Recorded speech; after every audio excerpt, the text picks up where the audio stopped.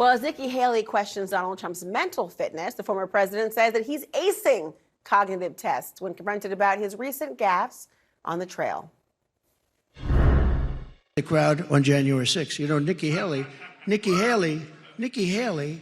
you know they destroyed all of the information, all of the evidence, everything? Deleted and destroyed all of it, because of lots of things. Like Nikki Haley is in charge of security. We offered her 10,000 people, soldiers, National Guard, so whatever they want.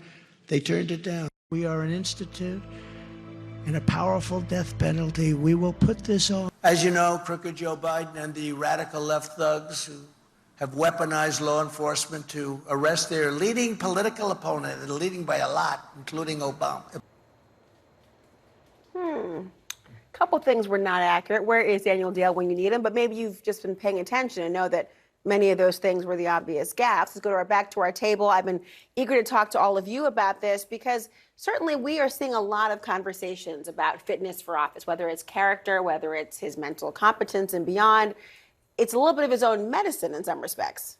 Right. I mean, and the right has been going after Joe Biden for the last, 5 years about his competency. I believe that, I remember during the 2020, the first debate, that there was this whole idea that he wasn't even going to show up, that Joe Biden was just in a basement in bed somewhere. And then he did. And it was the weirdest debate that's ever taken place. But it did take place. We were all there. But it is interesting to see how this entire concept, especially because you know that if Nikki Haley dropped out of the race and endorsed Trump tomorrow, she would never mention his competency ever again. And it's interesting because we have two candidates for president. We have, we have Joe Biden and we have Donald Trump, both of whom are elderly men. And it is interesting that they can both hurl these arguments about their competency at each other, which is not exactly the ideal state for the populace, but that's where we are right now. But it is interesting to watch, especially because this has been going on for years with Trump. And, from 2016 to 2020, there were a lot of not even gaffes, just things that he would say that just did not make sense. And that has continued. And it is interesting to see that come up again and have it come up with his competency. And then we're having this moment. It just feels like time's a flash. Well, is it because, we're talking about this during the break, that there is a bit of electoral amnesia that happens by design, that it's embraced by people, that you may be remembering, jogging your memory occasionally. Oh, I kind of remember this. They're banking on that. That's one thing that Donald Trump has to his advantage right now, that people have forgotten 4 years of high inflation, can't pay your bills, rent prices are going up, gas prices are high. We've forgotten that Trump said some weird stuff and did some weird things, because at that time, during the Trump economy was doing well. It was before COVID, so he didn't have to deal with the aftermath of that. So right now, the amnesia effect in the electorate is a bonus for Trump. Yeah, and it's even to Jane's point that for some reason, voters bring up Biden's age, his competency, the way he looked in the debates in 2020 to what he looks like now speaking at a presser. But they don't bring it up for the guy who's just 3.5 years younger than him, that is leading the other political party, that we see videos and footage of him having these same type of gaffes. What I don't get is, as an analytics guy and a math guy, because I scored higher on that in the SATs than my verbal, I just don't get why 59% of folks in recent polls from other networks say they don't want a rematch. Yet we see what we just saw play out in New Hampshire, where there's a large swath of undeclared, undecided voters, and they're like, nope, I want the other guy. Because they don't want a rematch with the other guy. They want their guy. They just don't want the other guy. And they see Joe Biden, if you're a MAGA person, if you're a Trump supporter, you look at Joe Biden, you see all his faults. The problem with Joe Biden is that Joe Biden doesn't go out there every day and say it over and over again. And that's what Donald Trump does. Donald Trump does his own press. He says his own things. He puts his own name on it. And whether or not he writes those tweets or whatever they are, he puts his name on it.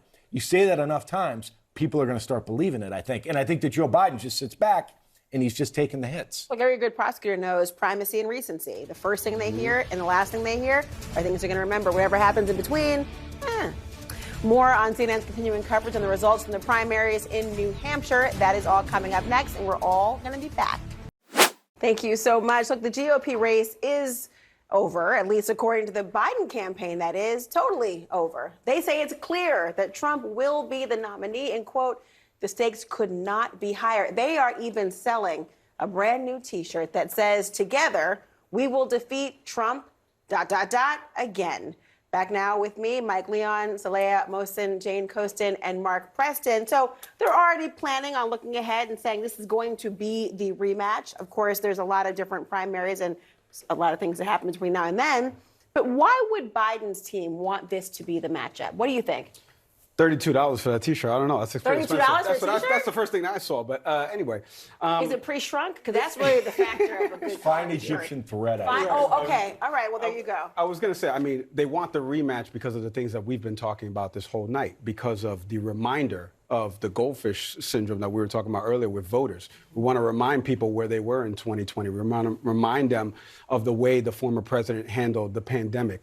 You know, it's very tough for me because, you know, I come from Miami. I come from the folks where they're wearing the Let's Go Brandon T-shirts. The rallies are down there. The flags are down there as I'm going on my bike rides. And those folks truly think that Donald Trump can handle the economy better. They think that their pocketbooks were better in 2019 than they are now. And they love to conflate the ism terms, communism, socialism, Marxism. They don't know what any of them mean, but they conflate them all together. And they say, Donald Trump is against all of that, and that's why I'm going to vote for him, no matter what happens. Joe Biden and the campaign right now have to start messaging to the independents. We've been talking about it in New Hampshire, but specifically at large. Message to those folks that, look, do you want a repeat of what we just endured in 2020? That whole cycle. Do you want to endure that again, or do you want 4 more years of me? What is Wall Street thinking?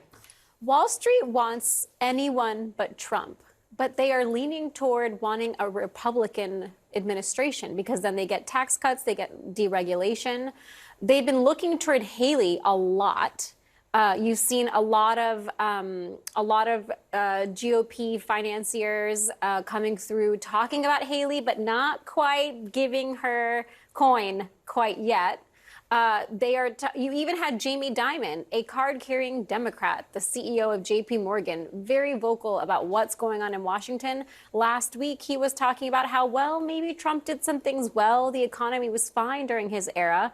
But if you're looking for a Republican president who will bring the stability that businesses and investors count on to make their 1, 2, 5, 10-year plans, then you also want someone who is going to be stable in the White House, and that's not Trump. Stability also, I think, for many people is the complete ticket. Who is going to be with Trump? We talk about the quote-unquote adults in the room, who might be his VP, who'd be a part of his cabinet. This is, of course, assuming, and if he does, in fact, get the nomination. We know that the ticket for Biden-Harris is complete and intact. When you look ahead to who that person might be, there was a kind of audition happening today with Tim Scott behind him. Others, Vivek Ramaswamy was there as well, I'm sure champing at the bit and wondering why they didn't turn to him at one point on these issues. But there's a lot of people who might be contenders. Looking at that list, Mark, of who might be on that list and that stability factor, who does Trump name? Well, one thing that kind of caught my attention is that when Trump was saying lots of things up there other than thank you for voting for me, he was going after everybody.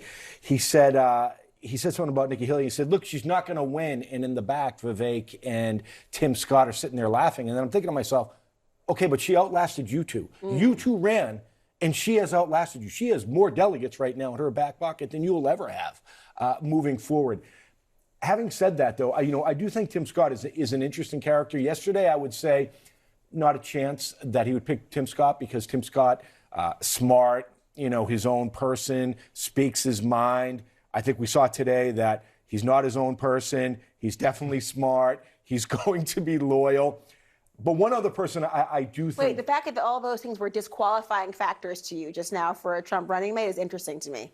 Yeah, but they're all like good qualities now for Tim Scott. I think one person that we really should be looking at is Elise Stefanik, and that's because she has shown extreme fealty to Donald Trump. She's a member of Congress. You can make the argument, look, she's a woman. She understands how Congress works, although I'm not necessarily sure that she's necessarily that good at it. She was in leadership, and she could help, perhaps,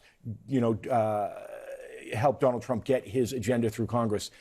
After that, I do agree with everybody saying here. The fact is, Donald Trump doesn't want somebody strong behind him. He doesn't want somebody strong who's going to go out and is going to make news that's going to usurp him. He wants, he wants the attention. He wants a bright spotlight. And I think that when we see all these auditions, it's going to be embarrassing because a lot of these folks are going to do things that you normally wouldn't do if you had any kind of sense of worth. And I hate to say that, but a lot of these folks out there are going to be auditioning, and it's just going to be cringy. No, it's going to be an obsequiousness contest. I think that what we saw obsequious. Good word. It's 2:00 in the morning, Jane. Good word. Obsequiousness I've contest.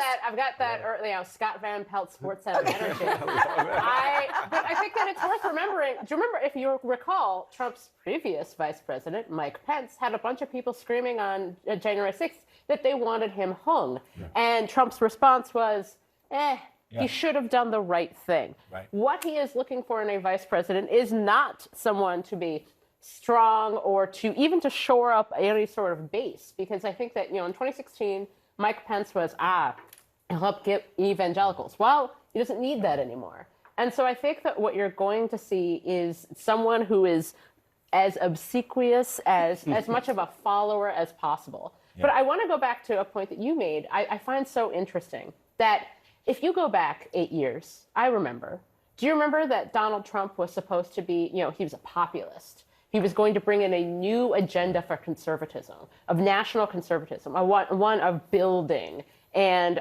protectionism and doing something for the working class. Now, whether he meant any of that is a non-starter, but it's interesting that economically, he's just a Republican. He's just a Republican who is going to deregulate. He's just a Republican who's going to cut taxes. That entire national populist, the battle that conservatives have been having among themselves for what feels like an entire decade about the future of populism, well, it's clear to me that Wall Street doesn't believe in any of that, and I don't think Donald Trump does either. I don't know. I think Wall Street does. Jamie Dimon did say Trump got a lot of things right.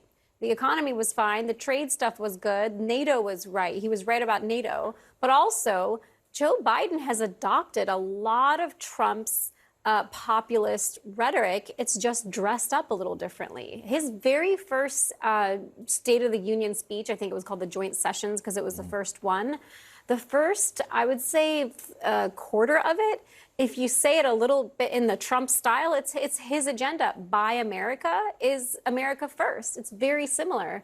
Friendshoring is also America first. You're going to your allies, not your enemies, but you're looking inward. It is just dressed up differently. So I think that's the other thing that Wall Street and people are seeing, that we have more options for the populist agenda. Well, there's a lot more to talk about in all of our obsequiousness.